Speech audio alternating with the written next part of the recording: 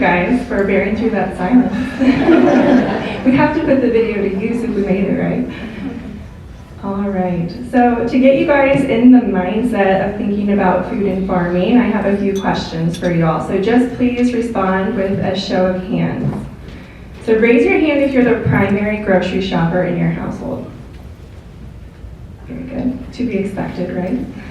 Raise your hand if you're a farmer. Awesome. Raise your hand if you grew up on a farm. Good. Raise your hand if you are 2 generations removed from the farm, meaning your grandparents were the most recent to farm in your family.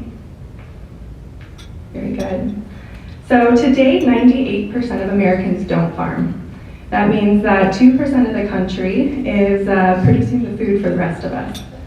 And that's great because modern agriculture allows us to go do different things like being dietitians or engineers or writers or artists. But as fewer people are connected to the farm and deeply involved with food production, a lot of questions and confusion and skepticism can arise. Thankfully, we have awesome farmers who are willing to share about what they do and how they grow and raise food. So with that, we have some awesome farmers here today. I'd like to introduce, starting from our left, Katie Hermanson. She's a turkey, soybean, and corn farmer from Story City. Then we have Greg Reinhardt, who's a corn, soybean, and produce farmer from Boone. Joan Maxwell is a dairy, corn, and soybean farmer from Donahue. Ross Dean is an egg farmer at Versova in Des Moines. Dave Struthers is a pork, beef, corn, and soybean farmer from Collins. And then Emily Kennedy is a beef and corn farmer from Atlantic. So I'm so thankful they volunteered to travel here, share their time, and share their stories with us today. Our goal for this panel is to really give you guys food for thought about how your food that you love is grown and raised. We want to address any questions you might have personally or things you hear from clients or consumers or you see on social media. So with that, I will go ahead and let Katie introduce herself and share a bit about her farm. Hi, I'm Katie Hermanson, and actually I did not grow up on a farm, and I'm one of you that my grandparents grew up on farms. My parents are from Des Moines, but I married a farmer, so I'm therefore now a farmer. And we are 5th generation farmers. We have corn, soybeans, turkeys, and in the past we have been dairy. So we have a pretty wide variety of things going on our farm all the time. And as you can see, we have 3 children, so hopefully they'll be the 6th generation of farming. And we raise turkeys. So we raise turkeys inside. Thankfully right now they would be frozen. And they're pretty happy. We raise about 250,000 turkeys a year. Some of our, all of our meat is going through West Liberty Foods, and our main consumers are shopping at Costco, Subway, Sam's Club, Aldi's. And it's really exciting for my family to be able to go to Aldi's and we can find our farm number and we can find our turkey from our farm. So that's pretty cool. So even though we get to shop at places like that, guys, we're still shopping local. That is local meat, and it gets shipped from our state all over the world. So that's pretty cool to think about, that we can still shop local, but shop at those places. So thank you. Okay, I'm Greg Reinhardt from Boone. I don't know if I've seen some of you down at the Des Moines Farmers Market, but yep, hold it on. But we've been farming for quite a few years up by Boone. My wife Polly and I have been blessed with 10 children, 8 girls and 2 boys. And when I first started farming, we raised cattle and hogs and corn and soybeans. And then in the 80s, the prices were so low, we said, well, to stay on the farm, we have to diversify even more. So we started raising vegetables. And so all the kids learned how to to plant, pick, harvest, anything you can grow in Iowa. And then we started going down to Des Moines Farmers Market probably 25, 30 years ago. I have a lot in common with you because 3 of my daughters are dietitians. Sarah and Hannah graduated from Iowa State, and our youngest, Emily, graduated from University of North Dakota a couple of years ago. She's in Minnesota now. But so they had quite an experience, picking and then selling to consumers. And so we visited a lot of people every Saturday, get to meet a lot of good consumers or friends. We become friends over the years with a lot of people, and we really value that time. Well, I'm glad the market's over with for us. It's a May through October, so it's 6 months of trying to get enough produce. We start with early vegetables, asparagus, broccoli, and then you move into the sweet corn, green beans, tomatoes, cucumbers, and then your fall squash and everything. So we follow the seasons, and we try to grow as many vegetables that consumers like. We experiment every year with new things, but usually the standbys work for our farm. If you have any good ideas on some vegetables you want us to try, we're sure willing to give that a go. We're thankful to be here, and maybe some of you know some of our girls, I don't know. Afterwards, maybe we can talk. Well, I'm Joan Maxwell, and I'm from the eastern part of the state where we have a robotic dairy operation, corn, soybeans, hogs, as well as agritourism. So I get to welcome over close to 7,000 to 8,000 people a year on our farm to explain agriculture.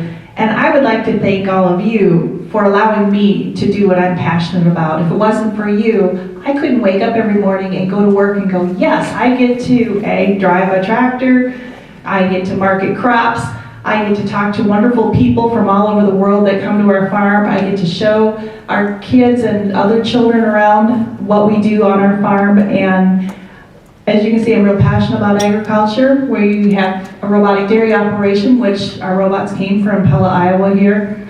And all of our milk goes into making cheese. We make some cheese on our farm, but the rest of it goes to Stockton, Illinois, where it's made into Swiss cheese. So I welcome any questions that you have about modern agriculture. Thank you. My name is Ross Dean.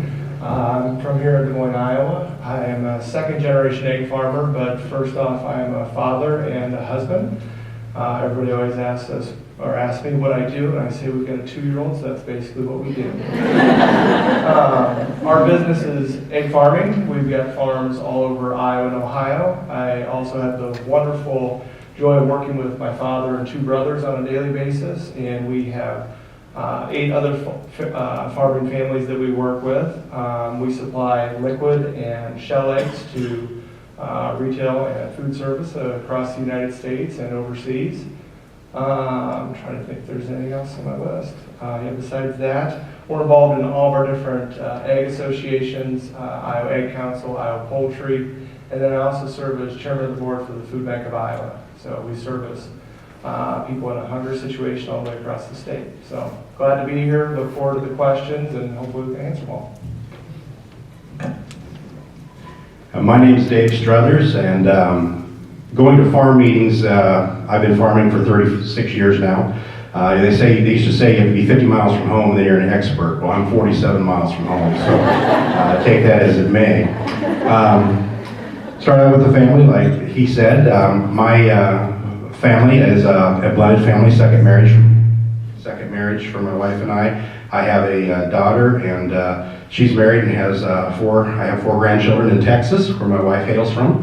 And then my kids, I have one son that's married and lives, he works at Bondurant at the Atlantis Cooperative. And then my 2 daughters are single, and one works at a daycare in Gilbert, and the other one works at Wells Fargo right out in this vicinity somewhere. The youngest daughter, this is her day off from work, she is working on that family farm with my nephew, my brother, my sister-in-law, my father, hauling in large round bales, which we use for bedding in those, what they call hoop buildings in the top left there. There's approximately 200 pigs in a building like that. I have 14 buildings like that, and it takes approximately 100 bales annually, depending on how hard I use the buildings, for bedding to keep the pigs comfortable, warm, and dry. So this weather that came in a little soon on us, I did get my bales made. I made 1,555, so I surpassed my goal. And it takes quite an effort to get them all transported from the field to around the building sites. So we're working at that right now. Before it gets muddy here as it warms up. I used to have a farrow to finish operation, which means I raised pigs I bred the sows and piglets were born. This was one of the last litters of pigs I had. Took a selfie with me and a piglet that was about 4 days old. I discontinued that operation in 2018 in July, and I purchase pigs called feeder pigs, about 40 to 50 pounds body weight, and then place them either into the hoop barns, or on the bottom left you'll see a confinement barn. About a third of my pigs go through the confinement barns. The confinement barns have their pluses, especially in weather like this. They can always stay 72 degrees. My other pigs have to burrow down in the bedding and stuff to get themselves acclimated to this. But corn and soybeans, and I've been involved with a lot of these organizations, Farm Bureau, Iowa Pork Producers, and Iowa Soybean Association. So pleasure to be here. I'm Emily Kennedy, and I'm from Atlantic, and I farm with my husband and my brother-in-law, and we are the 4th generation on this farm, and my husband and I have 3 daughters that are 10, 8, and 6, and they also help. There's them on their horses. We have beef cattle and cow-calf operation, and we also have a feedlot that we feed our own cattle, but also for other people, and we do carcass data through there. So our yard is one that does tri-county, so they're weighed extra, and we keep a lot of records on the performance for the genetics as well as their health and what can be improved there. And we do hay and corn and soybeans, and we have one main person that takes care of the animal health just for the cows. And we started our business 12 years ago. So. All right. So I've compiled some common questions that I get at the Iowa Food and Family Project about modern agriculture, but throughout the conversation today, feel free to jump up to the microphone or raise your hand if something comes to mind that you're curious about. We clearly have some great experts in the room. So to begin, one question that I think is fascinating, and you might too, is understanding how do consumer demands and purchasing habits influence some things on your farm? Does anybody want to start? Have the mic. I kind of need to because I can't see like past this. But for our personal operation, the trends don't really affect our day-to-day operation because we have a business model that we put together that we try to stick with, because the trends change so quickly that it would just be like any other business trying to change their model every time a trend changed. So we have our basic business model that we follow, but we're every day trying to learn how to make that better and really be educated on if there are things that can be improved. But as far as changing the business model every time a trend changes, we do not. Ross, I have good on this with the egg business. Yes, I guess we're gonna provide whatever our consumer demands, and right now what we're going through is transition from cage to commodity hens to cage-free. We've seen our consumers and our retailers, food service companies that have said they're going to go cage-free, and we're trying to meet that demand. We've grown our cage-free side of the business. We're about 15% cage-free and growing. We're seeing that some of the consumer demand is there, but it's tailed off a little bit. So the big challenge that we face in that is the amount of money to come up with the changes that are needed in the production houses. And we're excited about some of the opportunities that are there, but there's a lot of uncertainty in our business as far as that transition. But yeah, we're going to meet whatever our consumer demands, and we'll figure out a way to get there. Well, on our farm, it isn't so much what consumers demand, how we change how we do things, but we market what the consumers wanted, because what the consumers wanted, we were already doing, which was non-hormone, RSBT added to the milk. We did it through nutrition, cow comfort, and genetics. And so we just market what we were already doing. The other thing is we raise up our Jersey beef, and that would be the bull calves that are born. We raise every animal on our farm all the way up to market or to production. And so we market our Jersey beef as local, hormone-free, forage-fed beef, because that's what we were doing already. And that's one of the things I think many people, on our consumer side, is we're already doing what a lot of things that you already asked. We just don't tell our story very well because we didn't know we needed to. So on our farm, I would say our marketing change is based on our consumer demand, and we capitalize on it. Well, on the poultry side again, we used to raise them outside, but we moved them inside to large buildings because of weather in Iowa. They haven't been in cages because turkeys are bigger than chickens. And we also raise toms, so we raise male turkeys for meat and don't have to worry about the eggs. So we have that side, so they're not in cages anyway. And our buildings are, hopefully they're happy. They seem happy. They grow well for us. So we think that they're pretty happy. And so, on our side, we look at what part of the turkey the consumer wants, and what do we feed our turkeys. That has changed.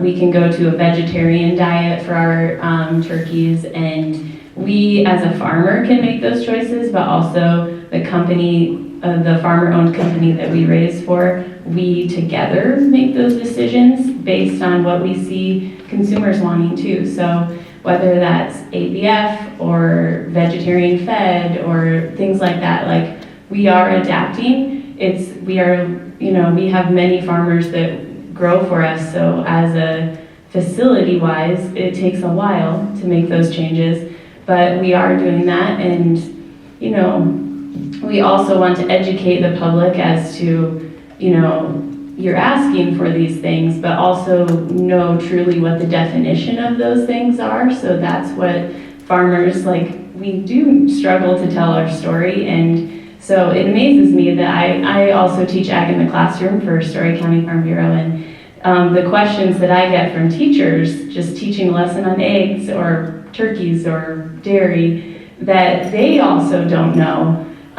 So, we do assume as grocery shoppers that we know what we're purchasing, but it's good to question and to know the answers to those questions and not just assume that the marketing is, what I need to know, so.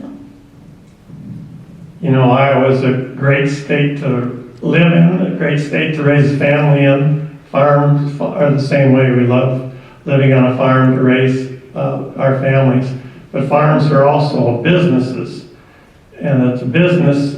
To stay in business, you have to be profitable, so you have to meet what the consumers want. And in the produce business, if I grew 10 acres of okra, I probably couldn't sell all that. So we have to grow what people really like, and don't grow what isn't profitable, or don't grow what you can't sell. We have seen over the years, now Brussels sprouts are getting big, and maybe we should grow a little bit more Brussels sprouts, but I don't want to go overboard because you can only sell so many Brussels sprouts. But you can sell a lot of sweet corn, green beans, tomatoes, and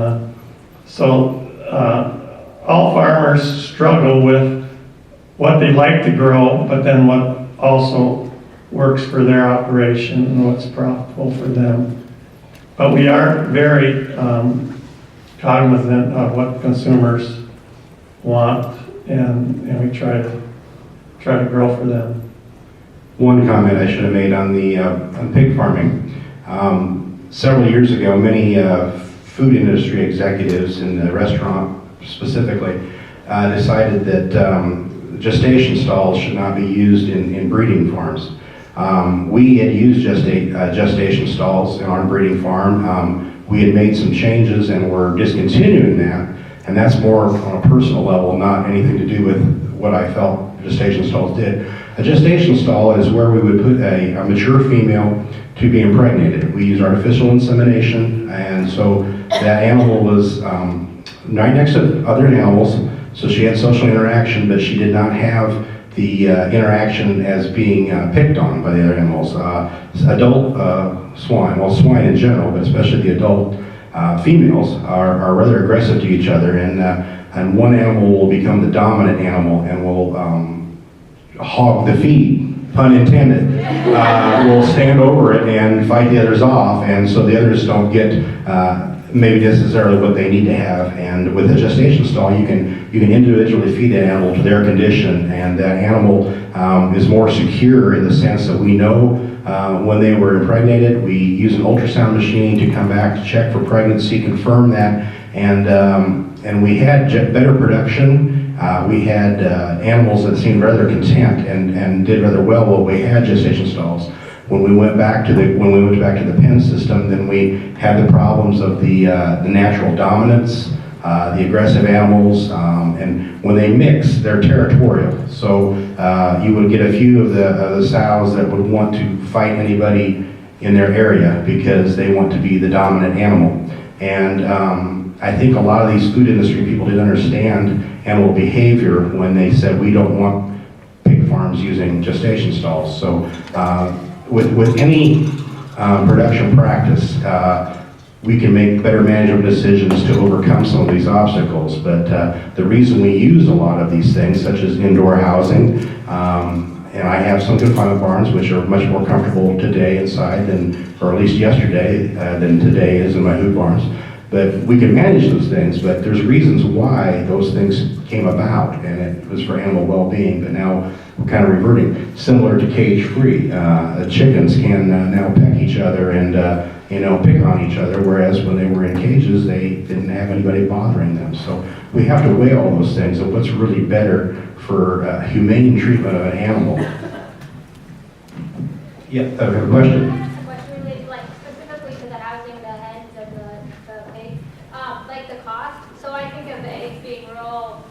Inexpensive, and I work with families with low income, so if there's like the changes in the housing, and I understand that you still have some that are, but I'm just thinking of the housing system, does that raise your cost, so then it's going to raise the cost of the food, so then, families with limited budgets, then some of these easy sources of protein and such become more expensive for everyone because we're trying to meet the trends of a few people, or not a few, a lot of people, but... There is a significant cost increase when you're going from commodity type housing to cage-free housing. Throw it out there, 40 to 50% increase. So on the store shelves, currently what you're seeing is $1 to $2 difference between a commodity egg and a cage-free egg. We'll see some of that. We'll see that gap come down. But to your point, there's research out there that shows that on the price-conscious shopper, they're looking for the egg that is the cheapest on the store shelves. They're going to buy that egg. And so making that transition to cage-free, the reason that it's slowed down a little bit is because the price-conscious shopper is still buying a commodity egg. So there are some challenges with it, but there was some laws passed in the state, the consumer choice law that made it so that if people were involved in the SNAP, or retailers that were involved in the SNAP program in the state, if they want to maintain that program, they have to keep commodity eggs on the store shelf. So we were happy to see that law get passed. It helps us protect those consumers and protect the price shopper and somebody that's in those situations. I'm very passionate about it, and I think it's something that's very important, and we have a lot of decisions being made without people taking, really taking those people into consideration, and it's something we need to consider.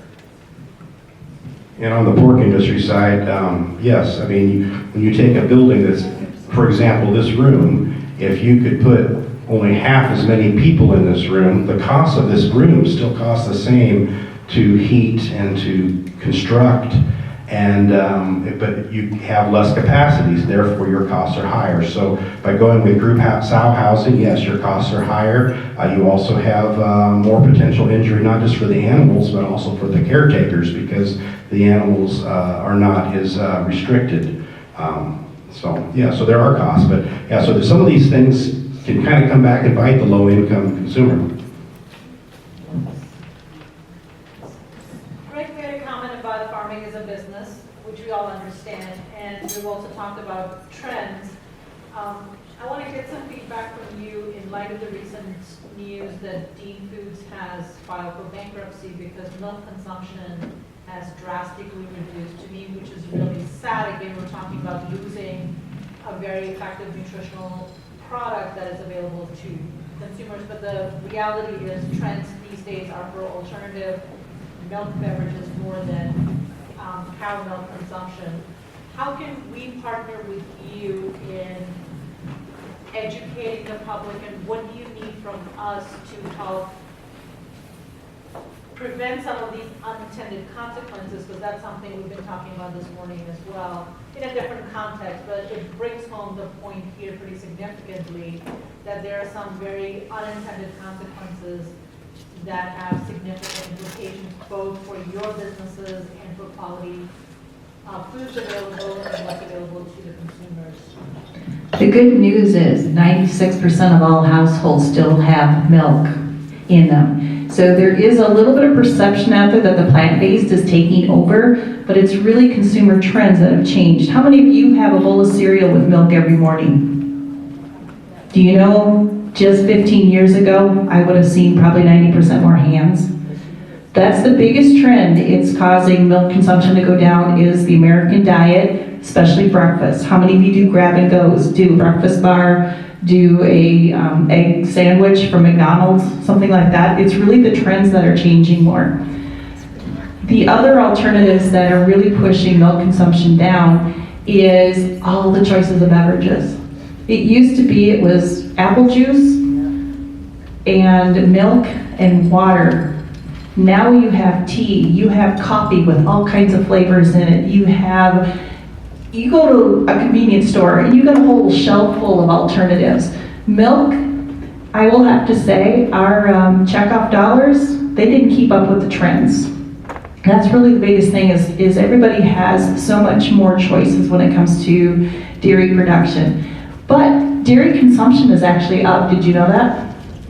This part of the country, it's not fluid milk production like what she was talking about. Cheese, yogurt, cottage cheese. Look at all the artisan cheeses out there. Cheese consumption is up. So the amount of milk being used in the United States is up, believe it or not. However, our processing plants are outdated, and some of our marketing of fluid milk is outdated. But you go to the dairy case and you see all those flavors of ice cream, you see all the different flavors of yogurt, Greek yogurt, you look at it, dairy consumption is up. Now, going back to how can we help many of our low-income people are to food shelves. We just don't have refrigeration. And again, that's a little bit outdated. There are many types of pasteurization out there, as well as ultra-filtered milk that has a shelf life and it doesn't need to be refrigerated. Again, it's us in the dairy industry that got a little complacent, thinking everybody's going to drink milk and everybody's going to want it. What we need to do is make it more shelf stable. We need to address those that are lactose intolerant. And with the plant-based, they're only 2% of the market. They're not a problem. But one of the consumers that I had come through our farm thought almond milk was almond flavored milk. So don't tell me people know the difference. But you know, my newest thing from DMI just told us, that's dairy milk, just told us that they're introducing almond flavored milk recently. We are teaming up with the plant-based, so go! But yes, we need to make it so it's more accessible to our low income and get it out to the people that need it, because it's still the best protein source out there at a very inexpensive price. I think part of your question too was how could you as dietitians help educate the consumers? I think we basically just look at the nutrition, what we're getting, you know, with animal proteins, with, you know, whatever it might be. Just look at the nutritional value. The big thing is getting to the beef industry right now is this Impossible Burger, and people assume, oh, it's made out of some kind of plant, so it's healthier. But you look at all the ingredients that are in this thing, it's full of artificial stuff and things that are not, you know, normally found in nature, and the nutrition is not there. So it's kind of a trendy, kind of a fad thing. You know, people think they're eating black beans that are just ground up and made to taste like beef. Well, no, it's much more complex than that. So I think you just look at what's really in those items and what nutritional aspects people need, and where those nutritional aspects can be met, what foods can meet those. This goes to the poultry farmers. So whenever people, and you mentioned labeling earlier, like vegetarian, fed, whatever. Whenever people ask me, I keep saying, yeah, maybe they're like fed vegetarian feed. However, farmers can't control their animals. So if they're outside, they're still eating worms, they're still eating bugs, they're still eating those things too, and technically that's not vegetarian. Is that like okay for me to say and like to put it out like that? I mean, well, so, That's what I do. right. Well, That's my radios. in our facilities, our buildings, our barns, on our farm, like the bedding is oat holes, so it's, you know, it's a natural product and it's a plant. But yes, you're right, like there could be bugs in it and things that they're eating that aren't vegetarian. But the idea of also putting them in a building is that we can control the nutrition that they're getting, and we do work with nutritionists and veterinarians at our feed mill. And as the poultry side, we went to mostly vegetarian fed a while ago in our feed mill, just because when it's cold outside and you put feed in your facility that is not heated outside and it runs through an auger into the building, with the animal fat, it gets stuck because it freezes, right?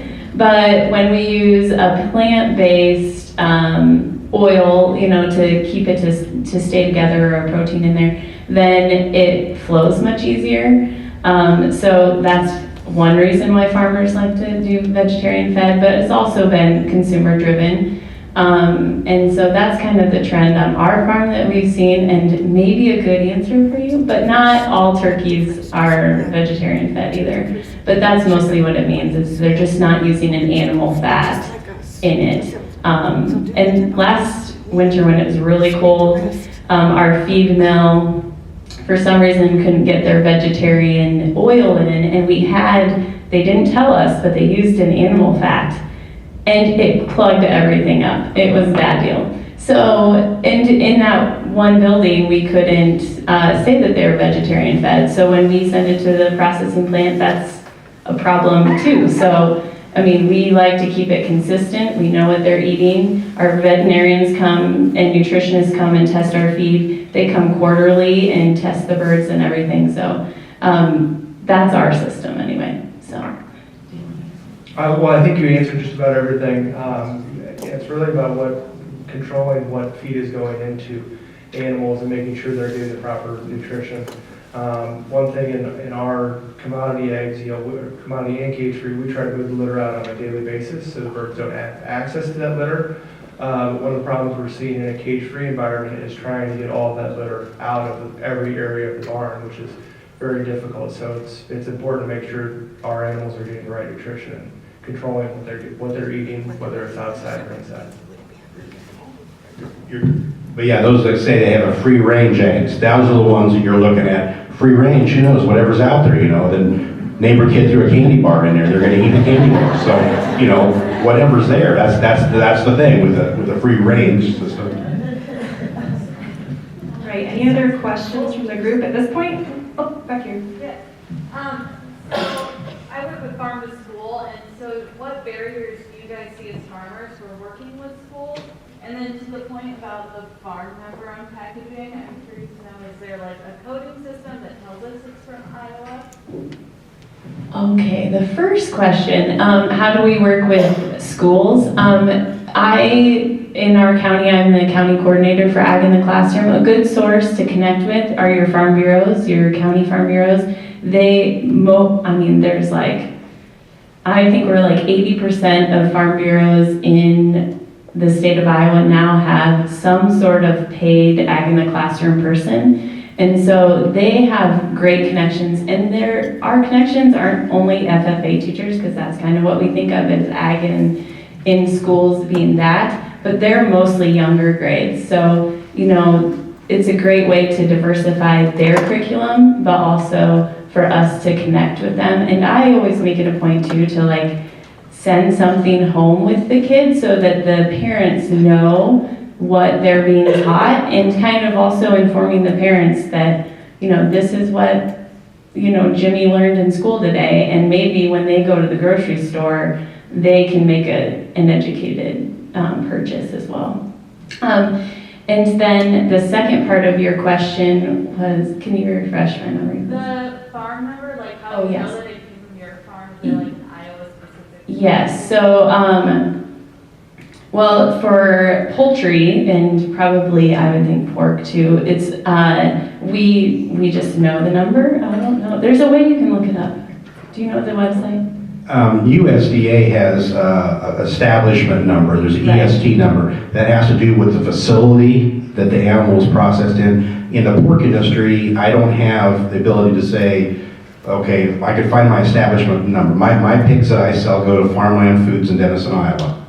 So you could find what Denison's establishment number is, but to say that was my pig, mine is a small percentage of the animals that are processed in Denison. So you could do that. But Right. There is a USDA site that you could find Yeah. the establishment numbers for slaughter facilities or processing Right. facilities. So you would know whether it came from plant A. I had the opportunity as I was involved with state pork producers to travel to Japan. We found beef that came from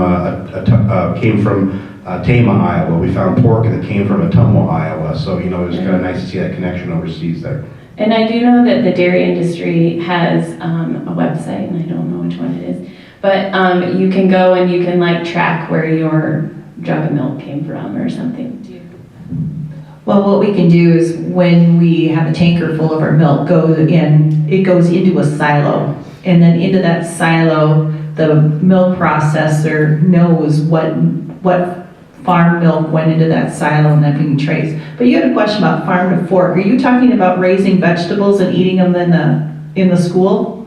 Just farm to school efforts in general, but I'm thinking more specifically to local procurement. So I work for the nutrition services department, and so just bringing in local foods to schools to be served in the cafeteria. What barriers do you see to working with the school? The barrier that we have in our own school district, my husband's on the school board and I come from being on the school board, is the cooking facilities in each of the schools.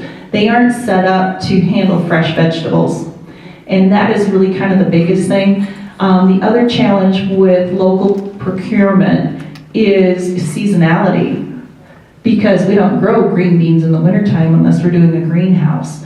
So the availability, so there's two things: the availability of what they want to cook in the quantities that they need to cook, and then the equipment that they have in the kitchens, or even a kitchen that can cook something, a lot of them are reheat kitchens. So as far as eggs, we want eggs back in schools. Anything we can do to get eggs back in schools, we're going to do. Katie Nola is here with Iowa Poultry Association and Iowa Egg Council. They're doing a lot of good work with the American Egg Board and getting eggs back into schools. We find that kids stay fuller longer. They have a lot better attention span. We're seeing a lot of good things from eggs being in schools. So yeah, anything we can do, reach out to Katie. She's got all kinds of information on projects that we're working on within our industry associations. As far as eggs and cartons, on the end of every single carton that we produce, well, first up, we have a USDA inspector in every single one of our plants. We carton our eggs, and then we put a label or a printout on the end of the carton. And ours it's a P number, so it's a P1167 or whatever that number may be. You can type that number in and put USDA plant number and type that number in, and it'll show you our farm, our name, our address, exactly where it's coming from. And then there's also the Julian date, which is the date that that egg was produced. So you can tell exactly when the egg was produced and how old it may be. Yeah.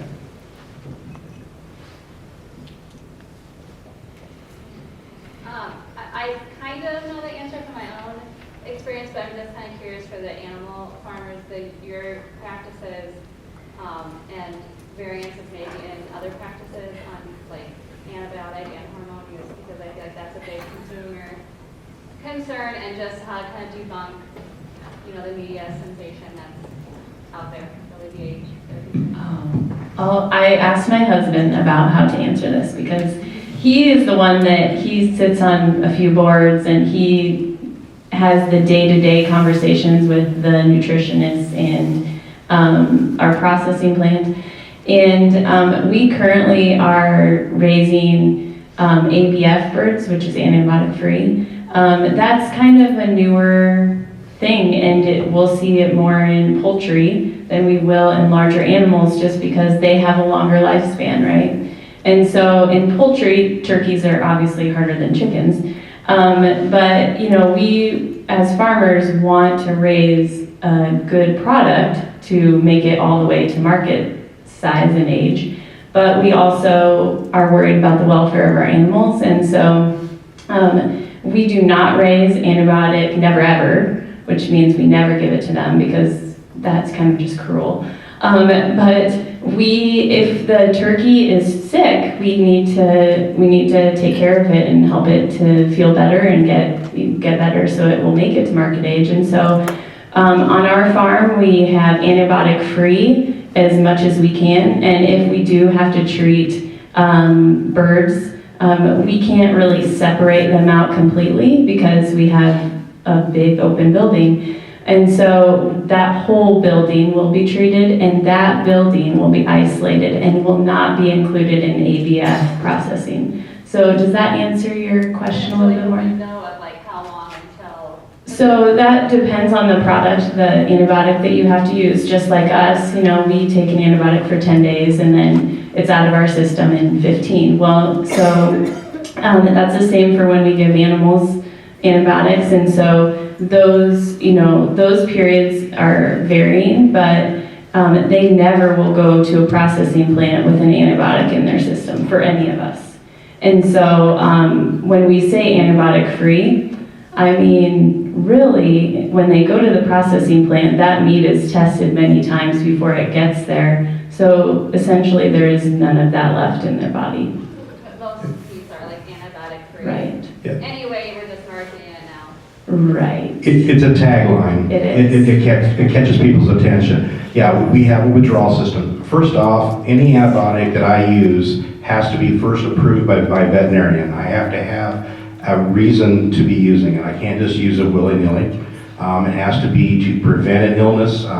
For example, these pigs I got in my hoop barns, if it had been normal November weather, 55 degrees or so during the daytime and 25, 30 at night, they would have taken off just fine. Well, I had 400 of them start coughing, and I had a couple die. I talked to my veterinarian, I gave some injections individually to animals that were identified, so I knew which ones had a shot. Well, then more of them. Then I had a couple die that I didn't give a shot to because they didn't even look sick, but they're coughing. So I water medicated everybody. So that has I had to get that permission to do that. We use that for a 7-day period. It has a 28-day withdrawal. These pigs are only about 80 pounds, so they're 4.5 months at least from slaughter, so we're not gonna have a problem with that. So we have to have that. So, and like Katie said, really no meat has antibiotics in it when you go. There is the no antibiotics ever. There is everything else is kind of pretty much the same. But you also talk about hormones. There's, in swine, for example, there's only one hormone I can use in swine, and that is used in sows giving birth, and that is oxytocin, similar to Pitocin, which any of you that have had a child probably know what that is. And what that does in a pig is it helps with milk letdown and smooth contractions of the uterus. So if she's slow in giving birth, this can keep her consistent so you don't have any stillborns that get halfway out and stop and get their oxygen cut off. Also, oxytocin only lasts for about 30 minutes in a sow's system. So my veterinarian said I could give a sow a shot every 30 minutes if she's having troubles, and then I have to go and assist her in the birthing process if she's not being able to do it herself. So there's nothing else in the swine industry, no hormone that would affect animal growth or any kind of things there. So it's basically, we have this mindset that if someone has no hormones added in their product, that this product must have hormones, even though it's the same exact thing. So it's a real big marketing effort, and there are no antibiotics in meat. I eat the same thing that I'm selling to the slaughter facility consumers, and we're doing it right. So, but yeah, it raises some questions in your minds. Like you probably already have the right answers, but Yeah, and then on the dairy side, no hormones. I can't name a processor that will accept any longer RBST milk anymore, and BST is produced naturally in the body. Farmers were doing it to make a more efficient animal.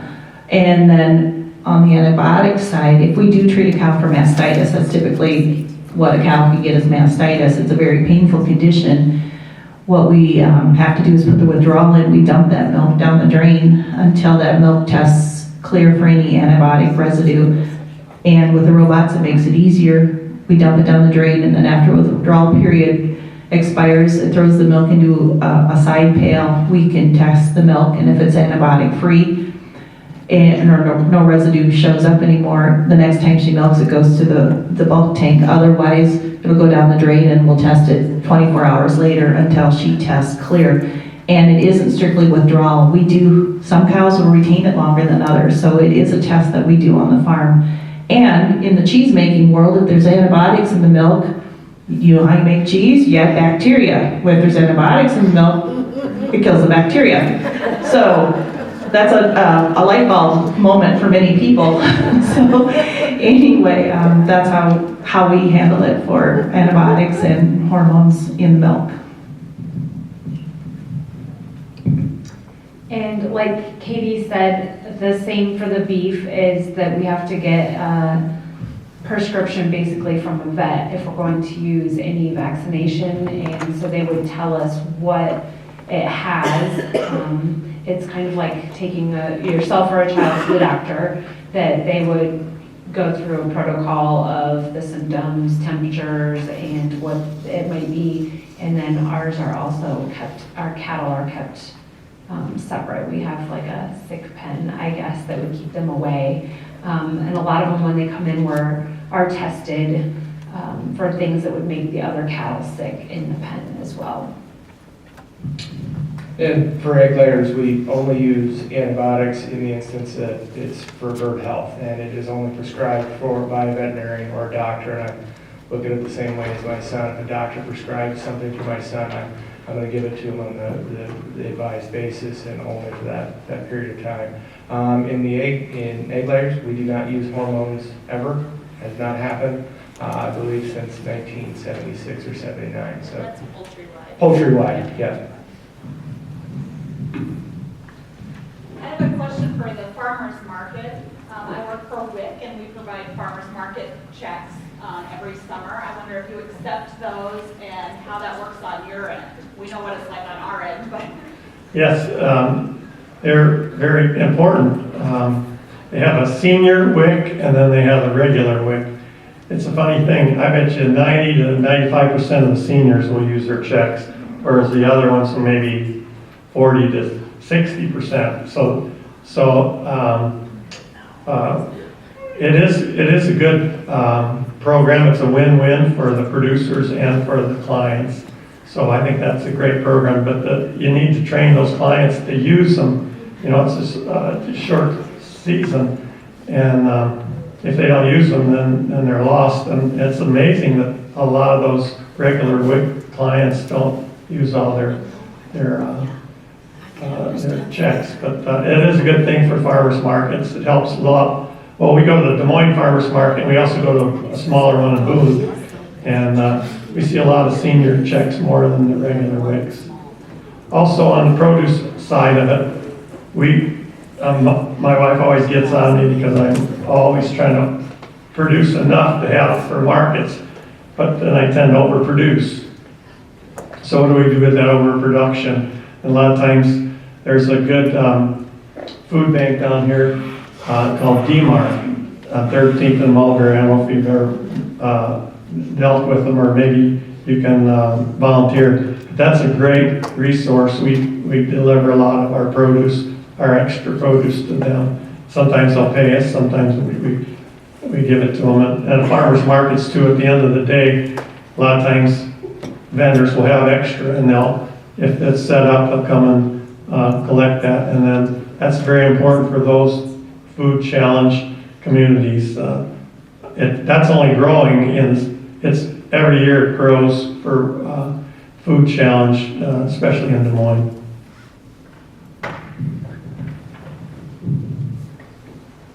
All right, I have another question for Greg. Could you tell us a little bit about organic and conventional produce? The trade-offs, what you grow and why? Okay, we're not certified organic. To get certified organic, it's a 3-year program, but we more or less use, they call it integrated pest management. We'll only spray if we really need to save a crop, and the last few years we haven't really had to do that. So a lot of organic people, if you're certified organic, you have to buy seed that's organic, not treated. We don't use any sprays unless we really have to, and we eat all our own produce. The one thing that I want to bring up is kind of a big topic, because you guys are on the forefront of all consumers. But, you know, the GMO issue is huge anymore. Everything's non-GMO, non-GMO, non-GMO. But technology is very important in the world, and there's very few foods that are GMO listed. But one of them that we grow is sweet corn. Some sweet corn can be GMO, and GMOs are a BT form of a natural growing bacteria that's implanted in the seed, and so it kind of keeps the bugs from damaging the product. And so we also grow some sweet corn for Bird's Eye, and their sweet corn is non-GMO. Well, the non-GMO has to be sprayed 3 or 4 times with an insecticide to keep the bugs out, to make sure there's no worms. And I don't like to do a lot of spraying. They come in and they'll spray the sweet corn that we grow for them. But my sweet corn, a lot of it's GMO, and I don't have to spray because that's already built in. And I see a lot of benefits to that GMO sweet corn because it's less pesticides, less herbicides. So there are some benefits to that. And we've been eating GMO sweet corn for 10, 15 years, and we haven't noticed any difference. So I hope that kind of, you know, I know that it's a hot topic, GMO, non-GMO issue, but I think we like to be on the cutting edge of what new is coming out, and a lot of it is very beneficial to consumers and to the growers because it's less insecticides in the food system. Very good. Okay, we have time for one more quick question. Anybody have them? All right, any closing comments from the group? Well, I'd like to bring up one thing. I didn't hear anything come up about sustainability. Do you get the sustainability question that comes up through your clients? Would anybody ask a question about sustainability? Anybody? Well, I'm on the U.S. Sustainability Alliance, and one of the things that we define sustainability, because a lot of these terms that you hear floating around aren't defined. And so as an agricultural community, we've defined sustainability as good for the planet, good for the people, and it has to be profitable. So I think you heard all of us talk about farming is a business, but we also care about the soil, we care about our livestock, we care about what we grow, and we also have to make a living at it as well. So I would just close with, we are all trying to be as more sustainable to stay in business as well as to save our planet. And I think if you have a question, we've got a great panel up here to ask. I think the pork, poultry, and beef industries in Iowa are essential to the sustainability. You look what the soil and the environment can do here in Iowa, or anywhere in the Midwest, but especially Iowa. Corn and soybeans feeds poultry, beef, and pork. Pork, beef, and poultry create manure as a fertilizer that goes in and creates the circle of life, Hakuna Matata. Okay, we have it out here in Iowa. It's a whole sustainability system, and it works great. You know, if we were taking the effluent or the animal waste, quote unquote, and just stockpiling it or whatever, and not utilizing it as a fertilizer, then we're not as sustainable. And so, I mean, we're really blessed here in the middle of the United States here to be sustainable in those systems. And to address one of the questions that was asked earlier, what can you guys do for us? Gather factual information and then verify that information. Ask farmers and put that information out there. There's a lot of misconceptions. There's a lot of information that flows really fast, and it can be really dangerous or really beneficial. So the more factual information, truth that you can get out there, please do. We're proud of what we do, and call us and ask us what our opinions are. Talk to our industry associations. They have a ton of materials on nutrition and everything that you could possibly be looking for. So yeah, just get the information out there and make sure it's factual. And I would just add to it that we're hearing a lot about lab-grown meat, Petri poultry. From a farmer point of view, we have some of the most efficient digesters called pigs, cows, chickens, and you can't grow meat from nothing. So where is that energy that is coming to grow the protein if it's not coming from a livestock? And so from our point of view, we're looking at is our cows produce a very good waste product, which is called manure, which we go ahead and put on the soil. What's the waste product from lab-grown meat? I do have a big question. I'm not hearing that conversation. So I would just caution people like Meatless Monday, you're trying to save greenhouse gases. I'm not so sure that's really going to happen with our current technology. And right now with greenhouse gases, dairy and livestock produce, 8% of the greenhouse gases, but we also take the CO2 out of the atmosphere. So again, going back to what Ross said, let's make sure we get the facts and we understand everything.